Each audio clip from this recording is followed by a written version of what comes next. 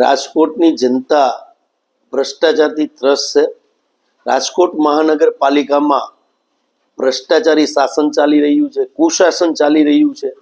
થોડા દિવસો પહેલા જ મેયરશ્રીનો ઇસ્યુ આવેલો હતો. સરકારી જગ્યા ઉપર મેયરશ્રીએ પોતાની ઇમારત ખડકી દીધી હતી, પણ મ્યુનિસિપાલિટી કમિશનર અને સત્તાધીશોએ ત્યાં કાંકરી ખેરવવા માટે પણ હિંમત નથી દર્શાવી. આજના દિવસે જ્યારે આપણે વાત કરી રહ્યા છીએ ત્યારે દિલીપભાઈ પટેલ કરીને કોન્ટ્રાક્ટર છે, એ કોન્ટ્રાક્ટર પાસે રાજકોટના એક ભારતીય જનતા પાર્ટી ભ્રષ્ટાચારી શાસનના એક કોર્પોરેટરે 1,25,000 રૂપિયા માગે છે. એ મીડિયાની અંદર ચોથી જાગીરે પણ આ વિડીયો વાયરલ થયો છે. અને દિલીપભાઈ પટેલ જે કોન્ટ્રાક્ટર છે એમની સાથે પણ મારે વ્યક્તિગત વાત કરવામાં આવેલી હતી. મેં એમને ફોન કરીને કીધું કે દિલીપભાઈ શું થયો હતો, શું બનાવ હતો. એટલે દિલીપભાઈએ મને ટેલિફોનિક પણ વાત કરી કે ભાઈ હું કોન્ટ્રાક્ટર છું અને મારી વિરુદ્ધમાં ફરિયાદ આપી હતી.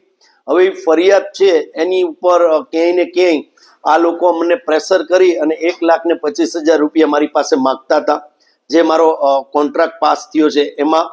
એટલે મેં એમને ના પાડેલી હતી કે ભાઈ હું આટલા પૈસા નહીં આપી શકું. એ પણ વિડીયો વાયરલ થયો છે. ત્યારે આજે રાજકોટની જનતાને ખુલ્લો એક પત્ર લખ્યો છે કે રાજકોટ મહાનગરપાલિકામાં કુશાસન ચાલી રહ્યું છે. કમિશન કોર્પોરેશન ભારતીય જનતા પાર્ટીના ત્રાસથી ચાલી રહ્યું છે. આપણે કુશાસનમાંથી સુશાસન મહાનગરપાલિકામાં લઈ જવું છે. કમિશન કોર્પોરેશન જે ભારતીય જનતા પાર્ટી દ્વારા પ્રસ્થાપિત થયું છે, એ કમિશન કોર્પોરેશનને પણ આપણે બંધ કરવું છે. ત્યારે રાજકોટની જનતાએ જાગૃત થવું પડશે. આવા જો કિસ્સાઓ રાજકોટ મહાનગરપાલિકામાં રાજકોટની જનતાને કોઈ પણ વ્યક્તિએ ખોટી રીતે પરેશાન કરી અને ભ્રષ્ટાચારી નીતિ સામે લડવા માટે મક્કમતાથી રાજકોટની જનતા શહેર કોંગ્રેસનો કાર્યાલયનો સંપર્ક સાધી શકે છે. કોઈ પદાધિકારી હોય કે કોઈ અધિકારી હોય, જો તમારી પાસે કોઈ પૈસા માંગ્યા હોય તો તમે રાજકોટ શહેર કોંગ્રેસ કાર્યાલયનો સંપર્ક સાધી શકો છો. ભ્રષ્ટાચાર મુક્ત શાસન એ કોંગ્રેસનો પ્રથમ પ્રાથમિકતા છે.